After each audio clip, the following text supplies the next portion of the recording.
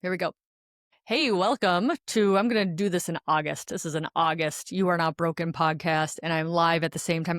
When I do it solo, I like going live on Instagram because I get some interaction and some questions and some love and all the things. And man, I've got so much to cover tonight. We'll basically see how long the family will let me do this for, because I need to talk about the book tour, the book pre-order, the FDA event, some papers I've been reading, all of the things. So welcome to the You're Not Broken podcast. This podcast is like kicking ass, you guys. We're at like 4 million downloads at this point. We're in the mid 300s for episodes. Please like it. Please follow it. Thank you for sharing it. It's literally grown by word of mouth. The only marketing for this podcast is people like you and like me doing it on posting reels from it on Instagram. So thank you so much for joining me while I am doing my evening decaf coffee. Hello from Ontario, Canada, Wisconsin, Anaheim, California, Ohio, San Diego. Where else do we got? We got North Carolina. Where do we got? And yeah, thank you for the doctors and nurse practitioners and providers who recommend this to patients. So I'm completely honored that I'm both engaging and entertaining and empowering. I think I'm all those things. So the first thing I want to talk about, because I have not done a podcast episode on it yet, is the FDA event that happened in July. The roundtable was insane.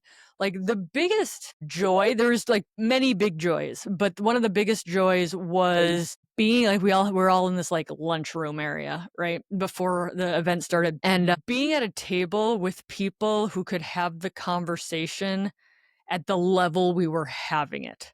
So, I mean, there's a whole spectrum of knowledge on this, right? Like there's the people who still think hormones cause cancer and are dangerous and are going to give you blood clots and like all the bullshit like that they believe the WHI data, all that stuff. So you've got that. And then you've got the people who are like, estrogen patches are good, right? You've got like the boots on the ground people. And then you have like the experts who published the data, wrote the data, critiqued the data, podcast about the data, read journal articles for fun, level people who are at the FDA.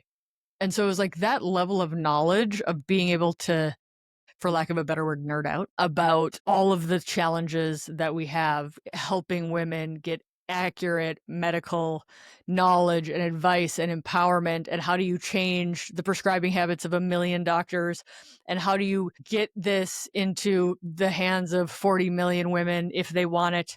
So like to the questions that were coming out of our mouths, like we didn't have to explain ourselves, right? Like we were at that level of expertise. Everybody on that panel deserved to be there. Everybody on that panel was an expert in their own right.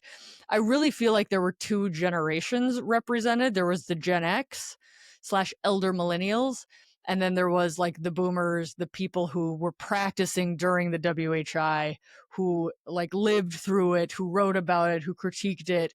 And it was so important to have all of those voices there. And the other lovely thing about the diversity of that panel is we had researchers, we had clinicians, we had PhDs, we had boots on the ground, we had educators. Like it was very diverse. And Dr. Marty McCary, bless him for supporting this panel, having this panel, and he asked us to bring facts and to bring heart. And I think we brought both facts and heart very, very well. And I'm incredibly proud of the work that we did. So the first person to go, I'm going to kind of like go around the room for you. If you haven't seen it, first of all, if you haven't seen it, go on YouTube and go to the FDA YouTube site. It's like just Google FDA YouTube and it comes up. It's a 2-hour event. The whole thing is worth listening to. There's knowledge all over the place. And if you want to just see my 5-minute talk on testosterone, go to my YouTube, Kelly Casperson MD, and we have just searched through my videos. You don't have to go far back because it was like a month ago. And it's my 5-minute talk. So we were all asked to bring one slide and 5 minutes is what we were asked to bring, and basically speak for the American people. So I think personally, we all knocked it out of the ballpark. And I'm really, really proud of what I brought. And I think what I brought was new and refreshing. For people who don't know, I talked about female dose testosterone. If you, again, want to listen, go listen to it. It's excellent. So I asked that we need female dose testosterone because women are already on testosterone. Many, many women are already on testosterone and are doing much higher doses, supraphysiologic doses. Very expensive, very invasive, super physiologic. We've got 80 years of safety data. We've got 50 years of trans man safety data. There's a 50-year and a 30-year trans man safety data on hormones. So to me, I'm like, if it's safe for female bodies for 50 years at 10 times the dose, we pretty much know it's safe for female bodies at physiologic dosing. Lots of interesting stuff there. The other thing I asked for is when we get a female dose testosterone to have it FDA approved for hypogonadism, to not have low libido or hypoactive sexual desire disorder be the indication, because for two reasons. Number one, insurance often has exclusionary riders on sexual health, which is fine if your Viagra costs $2, but it's not fine if your testosterone formulations hundreds of dollars. Then so yeah, so that's the first reason, is have it be approved for hypogonadism, which is what the male testosterone is approved for. So I want equality in labeling. And number two is that doctors and clinicians aren't even comfortable talking about sex, so don't make it for sex. How do you objectively measure low libido? How do you objectively measure that the testosterone's being successful with low libido? You can't. So have it be for hypogonadism. And then the third thing I asked for is when we get a female dose testosterone, because this is a when, this is not an if, this is a when, that I don't want it DEA regulated. It's not like this is like experts, but this is what I was talking about at the FDA, is that because of the Olympic doping scandals of the 1980s, testosterone got on the DEA restricted list at the time, allegedly. And so Congress did that. Congress passed the Anti-Doping Act of 1991 in response to the doping scandals of the 80s in all of athletics / Olympics. So you cannot be a gold medal in pole vaulting on female dose testosterone. It just can't be done. Physiologic female dose testosterone. It can't be done. And so I think the risk for cheating and doping is so low that to put a DEA restriction on it, which limits telehealth access, DEA licensing requirements on top of medical licensing requirements, that it's prohibitive to half of the population, which is female, to make it DEA restricted. And plus, listen, the DEA's got a fucking hard job to do with the opioid crisis, et cetera, et cetera, et cetera. We don't need to be putting physiologic dose testosterone on something else that they're doing. And you might think that like, oh, don't worry, the DEA is not really worried about testosterone. Actually, they are. I've heard of DEA agents going to people's houses for prescribing physiologic dose testosterone. So yeah, let's take that off of their list. They don't need to worry about that, especially female. And the other thing of the DEA script being just for testosterone is that you can only give up to 6 months of the hormone, not a year like all other prescriptions. So I'm not just to clarify for people who don't know what I'm talking about, I'm not asking for testosterone to not be a prescription. I'm asking it to not be regulated like ketamine, Tylenol with codeine, et cetera, et cetera, et cetera. So I know that is one of the big issues, especially with the telehealth menopause companies, is like, let's get rid of the restrictions so we can help more people. This is a physiologic hormone, and dosed physiologically, it's incredibly safe and should not be DEA restricted. So I went off on that tangent, but there's all your testosterone knowledge from the DEA. Okay, so if I can walk around the room, it was like a circle panel, and we started with Dr. Heather Hirsch, who's amazing. And she basically set the tone with heart and enthusiasm and basically the premise of why we were there. And she spent some time really giving definitions of things, because we knew that this was also open to public comment, and it wasn't just doctors listening. It wasn't just the FDA listening. And so she really started off the bat of like, this is what we mean when we mean systemic, and what we mean when we mean, all the other things. So loved Dr. Heather Hirsch. She started us off first. And that if I forget anybody, because I'm literally going off memory, like everybody that was there was amazing. And I'm just like brain farting on a podcast if I forget you. So I'm sorry. But also on that side was Dr. Barbara Levy. She talked about something that I had not given much attention to. And so I want to give it attention to it now. Hormones, estradiol, which we know is very, very stinking safe, is on the Beers criteria, which is a list of unsafe medications for people over the age of 65. It's also labeled, if any of you guys have experienced this, when you get your estrogen patches, especially from Amazon, there's a big like hazard sticker on it now because it's considered a carcinogen, which is insane.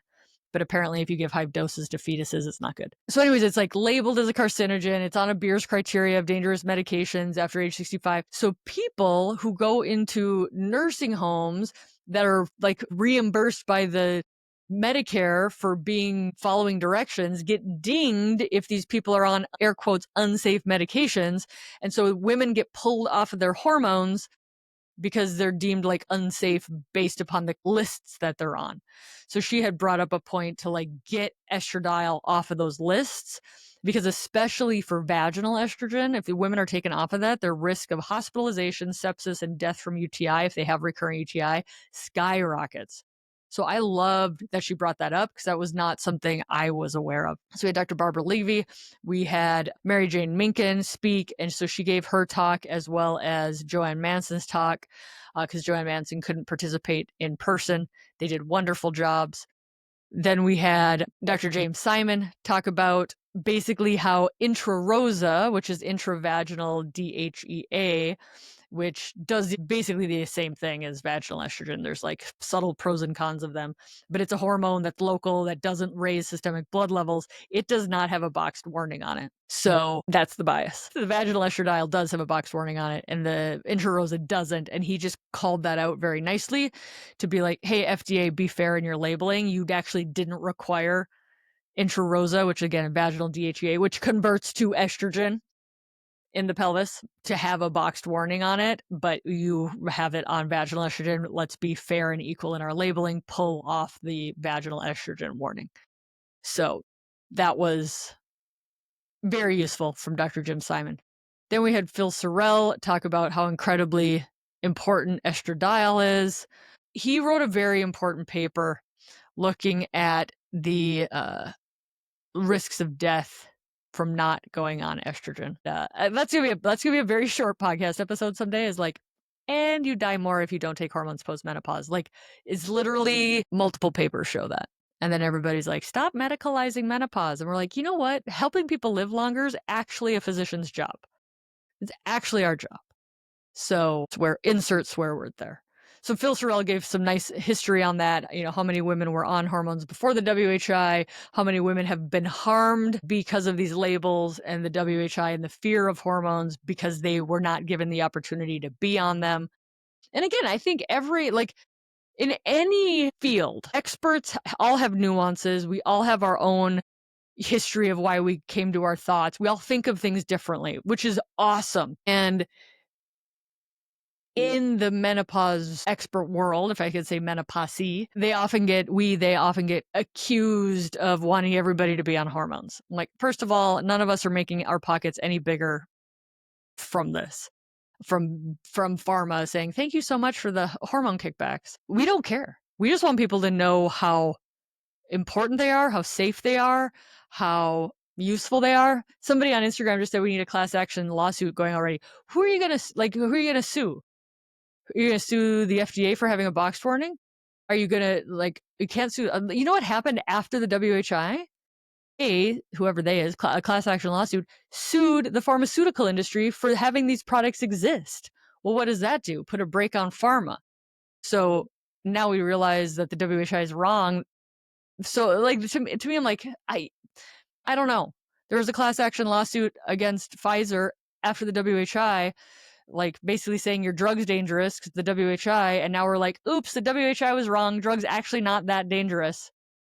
Even if bioidentical estradiol went away and you were trapped on a deserted island and all you had was oral Prempro, most people would say, you know what, it's not. It has risks, yes, but it actually doesn't have risks more than most other major pharmaceuticals. It's not first line now, but it's still, in the healthy young people, not all that bad. And they got $1 billion lawsuit against them because of the WHI. So I digress.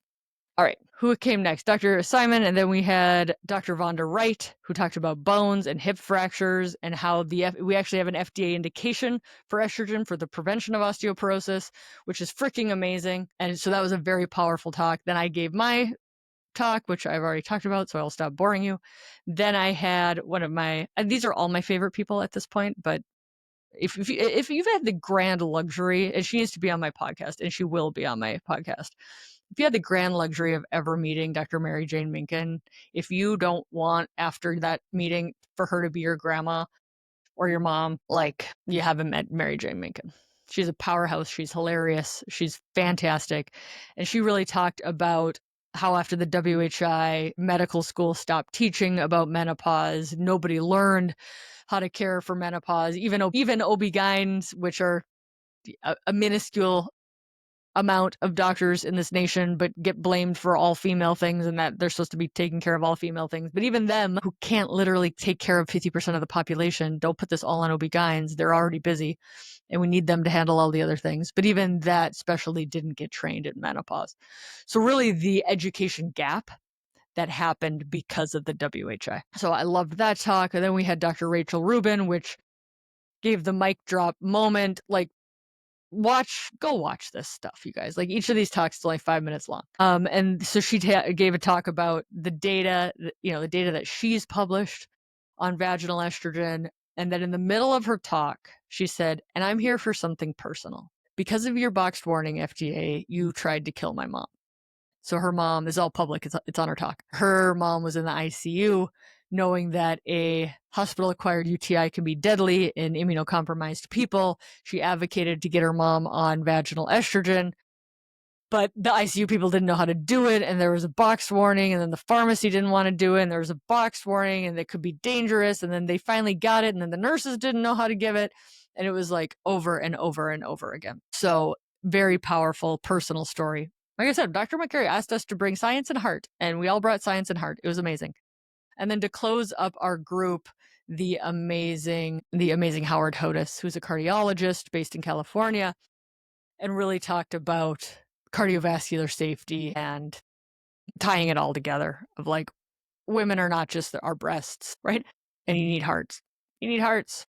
So I'm a urologist. I always tell people when you're going into like get evaluated for surgery and blah, blah, blah, is like, if your heart's not working, doesn't matter what your prostate's doing, doesn't matter. Most important is the heart.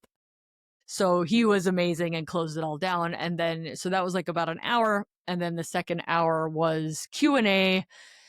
And it was interesting because it was like Q&A kind of from us and kind of from the audience, and like some questions that were brought in ahead of time that people submitted.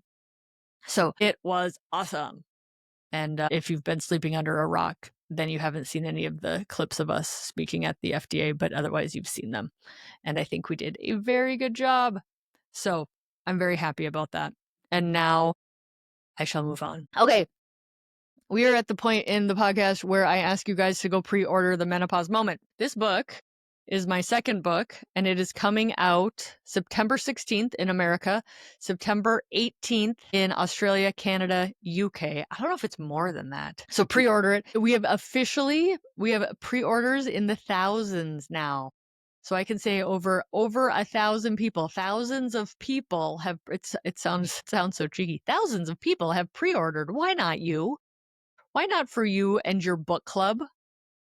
Why not you and your book club and for your sisters? So I love this. There's a whole chapter in perimenopause. Believe me, do you know, anybody who's an author knows the title's all about Amazon click search terms. So it's called The Menopause Moment, Mindset, Hormones, and Science for Optimal Longevity. At some point, I will have to commit the subtitle to memory. I still am like not quite sure about it. Mindset, Hormones, and Science for Optimal Longevity. That's what it's called. There's an entire chapter in here about perimenopause. That's the thing. That's the concern about putting menopause in the title, is that people who aren't in menopause aren't going to read it. But you should know what's coming. It's like, my kids have not yet hit puberty, but we read books about puberty because we don't want it to be a surprise. So I suggest the same for everybody on this planet, because if you aren't going to live longer than your ovaries, number one, bummer, because that means you're dead. But if you are going to live longer than your ovaries, then this book's for you. Or if you want to work with people who are living longer than their ovaries, sleep with people who are living longer than their ovaries, or be brothers or fathers or other people around people who are going to live longer than your ovaries, know what the hell's going on. There's a whole chapter in here about work. There's a whole chapter in here about how to talk to men. There's a whole chapter in here about how to talk to your doctor. I will pause while you go on Amazon or Barnes & Noble. If you want to pre-order from an independent bookstore, go to my website, kellycaspersonmd.com, on the book page. And there are multiple independent bookstores that you can click on, because I love you and I hear what you think about that. There is a chapter in here about breast cancer. So I think I covered a lot. This book is longer than my first book was a little over 200 pages, and this one, the hardcover, 313, but you can do it. It's not that hard. We made it nice and easy for you guys. If you like me and my voice in my podcast, I also recorded the audiobook, so you can also pre-order the audiobook, available on Amazon, etc., etc. So yes, now the pre-orders have officially been in the thousands, and that's pretty awesome. So get on the train so we can have some fun in September and have some good things. Here's the offer. People love their pre-order bonuses, right? I get it. It's hard to spend money. So this book's like $21, you guys. This is like literally cheaper than a lunch meal at this point. But pre-order offers include, so if you go on the website, on my website, and you put in your email and your receipt number, then you get access to 2 live Q&As with me, which are end of August and the beginning of September. And then your other pre-order treat is all of my summer schools that I've done this year are yours. They will be bundled and I think available free for you like September 1st. So I've done 3 already. Let's see if I can remember them. We did a sex one. We did what was it? Was it perimenopause? I feel like I did sex, perimenopause. Somebody on Instagram right now is going to correct me. What are my summer schools so far? And the last one I did, so I have sex like a woman. I think perimenopause. The one I just did was testosterone, which my Zoom free webinar Zooms, there's the 500 person one.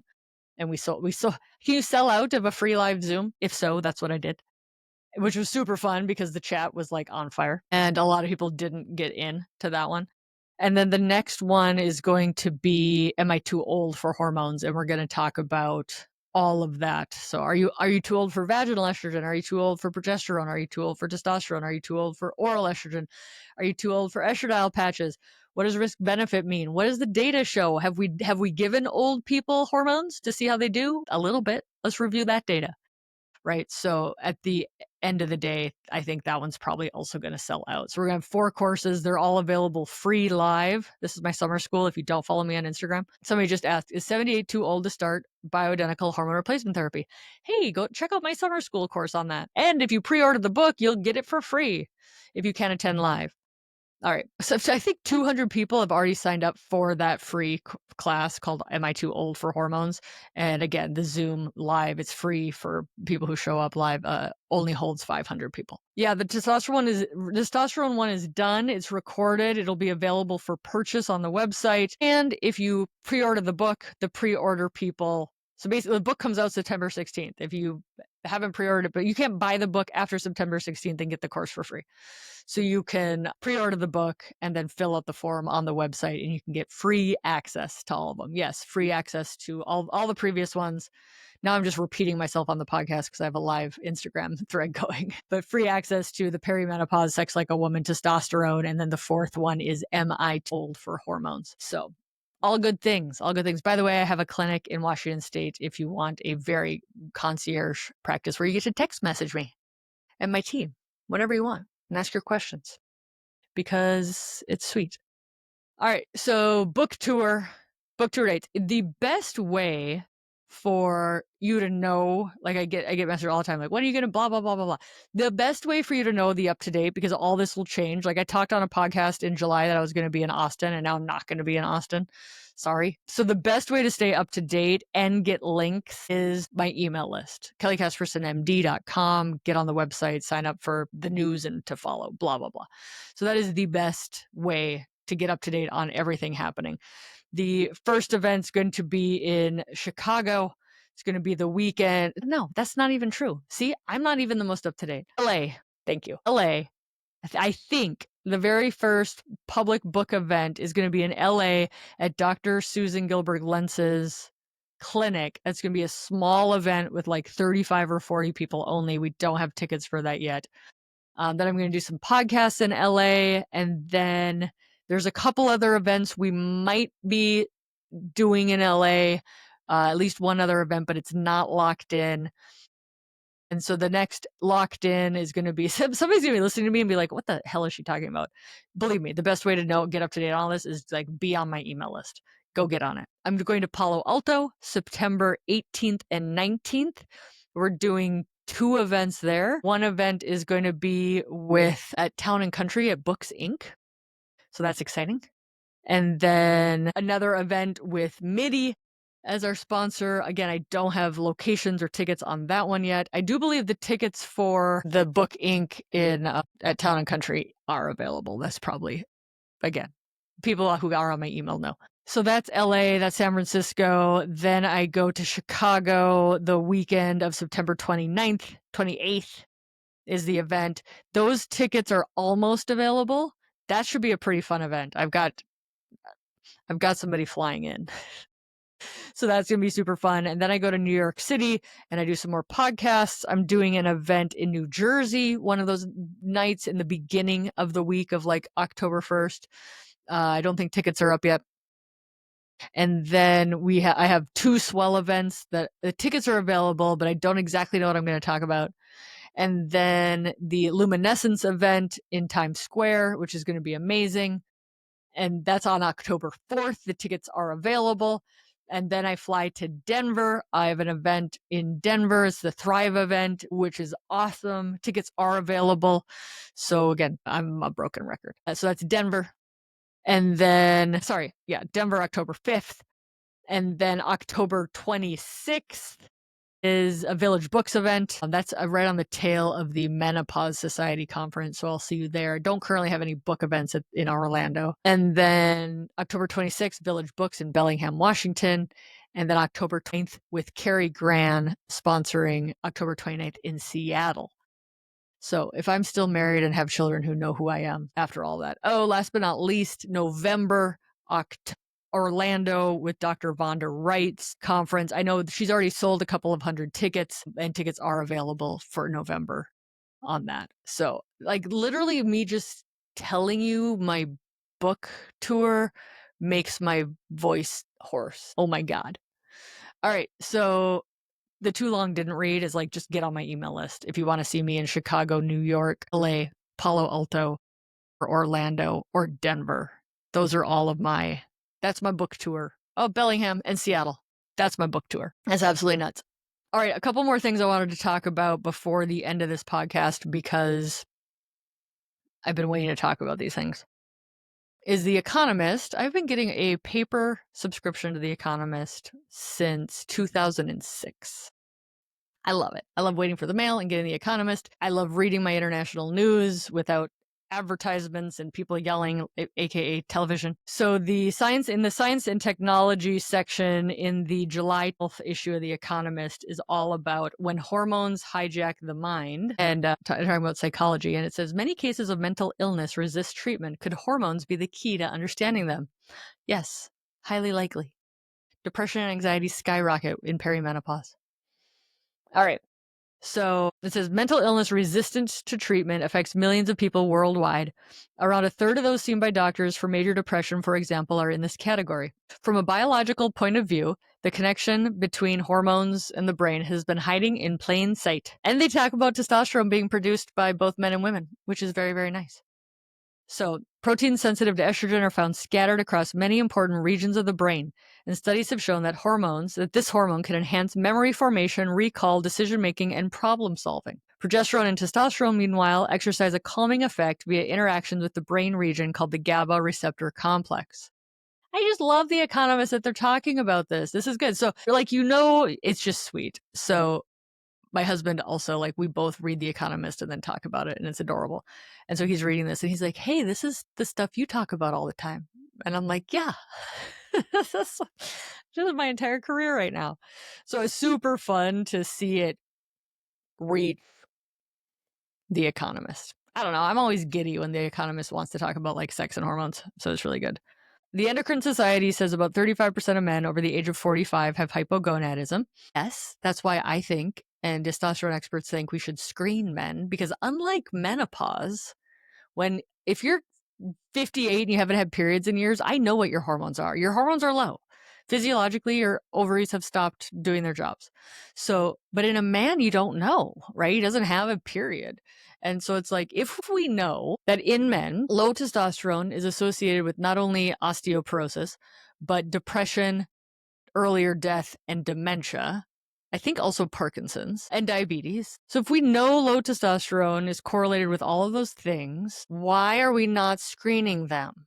We check everybody's blood pressure because some people have high blood pressure, right? Like, we do some lab work. We get like metabolic panels and blood counts. Like, some people have anemia, so we check blood counts on tons of people. I would guess there's more low testosterone than anemia, statistically speaking. Somebody just asked a really good question on Instagram, and I have to grab it because it's so good. J Holiday 612 asks, do you see HRT shifting some to preventative versus waiting for women to be symptomatic? Yes, absolutely. I absolutely see that. Stop holding your breath for some national society to say it should be preventative medicine. So it's kind of this like dog wagging the tail wagging the dog, circular argument, right? Like, we say we can't use it for preventative medicine because nobody says to use it for preventative medicine, but then nobody's actually going to say to use it for preventative medicine because the bar, like, listen, we don't tell the nation to take anything for prevention. We don't tell them to take a baby aspirin. We don't tell them to take a statin. We don't tell them to take, like, there's no medication that on a societal level we tell people to take for prevention. So it's a very high bar. You know, like the high bars in like frickin' track, like the pole vaulting. It's like a pole vaulting level bar because we don't tell the nation or a society to be on hormones. So what this means is you have to have a clinician who understands the preventative health benefits of hormones. It's like, it's just so incredibly complex. And like, this is why I wrote a 300-page book about it. Like, one of the chapters in my book is, can we use hormones for prevention?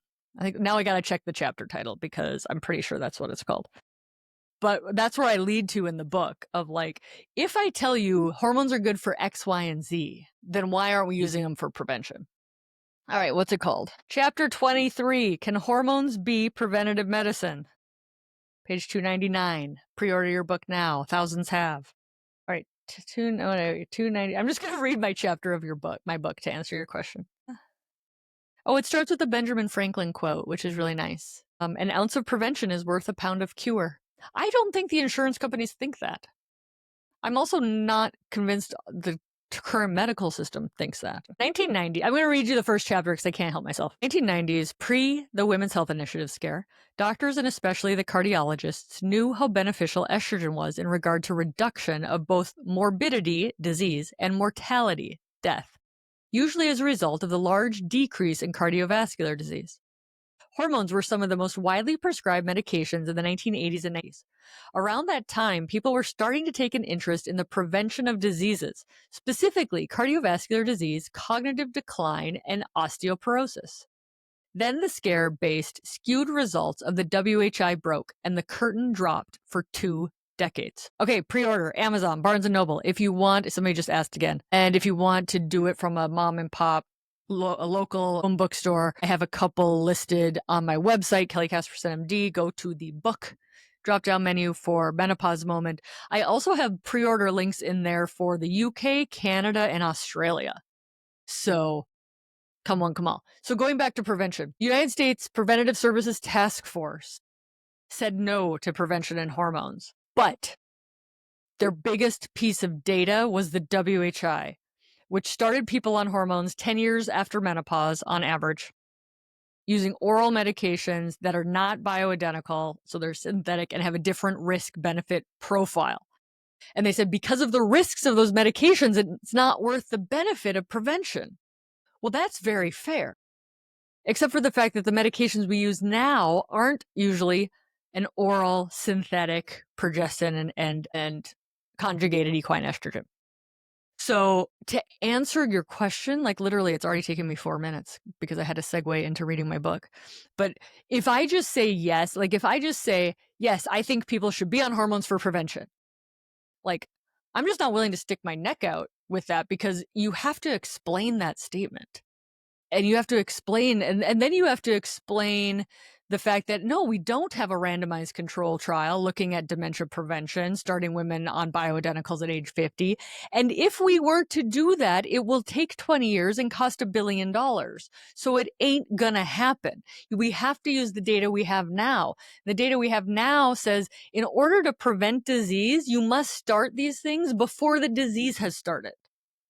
AKA in your face. So the short answer is yes, I think it is moving, and I think it is moving the most with vaginal estrogen.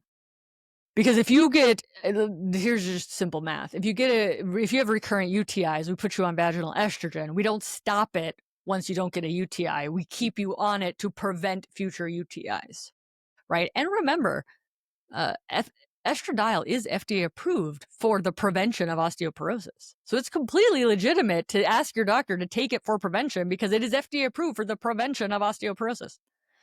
So yeah, okay, so this is a really good question too. Do animals suffer with lack of hormones? Sorry if this is a dumb question. It is not a dumb question. It's actually a very smart question. And I talk about it in my book. God, it's like I've covered all these topics, you guys. So pre-order the book now. Seriously, if you want. I feel like, do you guys remember? Do you guys remember being kids and watching like the marathon things on like your public broadcasting system? And like I remember people like dressed up as Ernie and Bert and Big Bird, and like they literally were on there asking you to call them and take money. Do you remember that? Do they still do that? I don't know. I have to see what the people on Instagram are saying. Do you remember those? Those like fundraisers for our local public broadcasting system thing. Anyways, so here we go. Order this. So I talk about that in the whole like myth of natural. But here's how do I want to answer this? Besides, like, go read the book September 16th. Yeah, the Jerry Lewis telethon, totally. So so I wanted to name this book "Aging in Captivity." And my publishers didn't want me to name it that because they said it kind of sounds like people are in prison. And I'm like, well, we kind of are in prison in the sense that it's a metaphor, in the sense that we are aging not in nature anymore. And so the whole point is like people are like, oh, four whales and female humans are the only people that go through menopause. It's like, first of all, most mammals don't menstruate; they resorb their uterine lining. So they don't even have periods to stop, which is what menopause is called. So to say they don't and we do and we're special, it's like, well, we don't resorb our uterine lining. It'd be sweet if we did. There'd be a lot less tampons and pads and messes. So most mammals don't menstruate, right?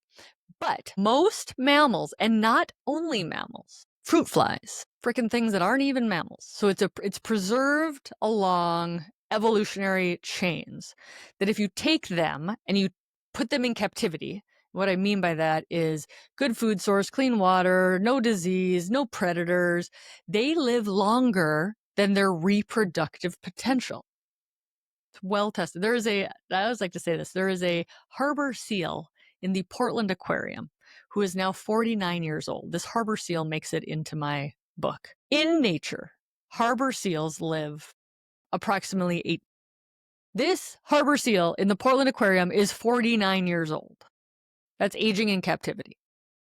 So when protected from natural causes of death, not only mammals, but other animals live longer than their reproductive potential. So they'll stop having babies, then they'll die later on. And they believe that is reproducing, especially for the female, is so economically expensive. Like, it's expensive. It's a lot of energy. It's a lot of work. It's a big stress on the body. It's economically expensive to reproduce. So like God, right? But it's beneficial for an animal to live longer to make sure that they get all the way through all of their reproductive potential that they can, right? So to answer, what was the initial question? Do animals have low hormones? Yes, animals kept in captivity will live longer than reproductive potential Look at the female harbor seal in the Portland Aquarium right now, who's freaking 47. Do dogs need HRT? Yes, they do. So they're actually looking at that both for all gender dogs. They're looking at replacing testosterone in the male dogs. And I don't know how much they do that, but in the female dogs, after they get spayed, they will give them back oral estrogen to help with their bladder leakage. And I actually had a dog, our first dog, when we got married, was named Pica, not from the eating, not from for any medical people. It's not from the eating of the dirt. That's like a medical condition where you eat dirt. It's called pica. But in Colorado, there are these high mountainous mammals that look a lot. They're like in the rabbit family. They're called the pika, and they have these little ears, and they make super cute chirping sounds when you're like hiking the 14ers in Colorado. And anyways, Pika was our first dog, and we had her on oral estrogen, and she didn't piddle in the house. So my current puppy, who's 11 months and has been fixed, piddles when she gets super excited about seeing people. And so I'm always like, needs to go on estrogen. Needs to go on estrogen. So I haven't put her on estrogen yet, probably because I'm a bad puppy owner. But yes, it's current standard that when female dogs get their ovaries removed, oral estrogen is given to them so they don't have bladder leakage. It fixes their bladder leakage. Shockingly, the same thing is with humans. All right, you guys. So that was the science and technology section of The Economist that went on a super big tangent. And this is why ADH traits make for really good podcasters. All right, here we go. Women, this is page 2, Science and Technology, page 68. Women in the run-up group to menopause, a period known as perimenopause, are another group that may be missing out. Menopause experience serious mental health problems. And they looked at a UK biobank of 130,000 women who'd gone through menopause and had no history of psychiatric disorders. During perimenopause, the risk of major depression and bipolar disorder increased by 30% and 112% respectively, compared with the risk of developing the illnesses during their younger reproductive years. So mental health and hormones are a thing. First line treatment in midlife, hormones. Well documented. Not all doctors know that. Go get advocated. Go get advocated, people. I love you. Check out the Menopause Moment. Get on the email list. Thank you for following and sharing this podcast. The podcast and Instagram are exploding right now. I can't imagine what's going to happen after the book tour. I love you guys so much. And until next time, you are not broken. I love you.